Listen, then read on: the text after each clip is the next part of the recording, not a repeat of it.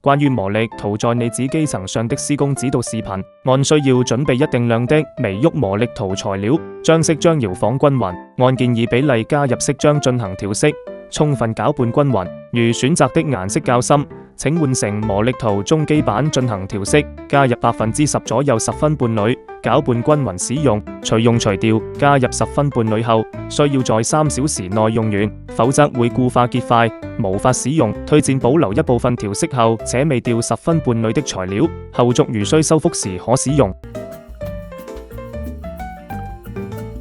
施工前檢查並處理你址基層，令其達到合格的施工狀態。首先施工一片集彩滲透底漆，使用前將材料搖晃均勻，倒入托盤中使用，無需加水。使用滾筒均勻滾塗一片底漆，反覆用滾筒揉搓，以確保滲透底漆徹底滲入牆面基層。等待乾燥，進入下一步驟，準備施工第一片磨礪土。按照實際施工面積調配磨礪土，要求3小時內用完。將調配好的材料倒入托盤中使用，使用羊毛滾筒蘸取材料，均勻滾塗一片，注意收乾滾筒印。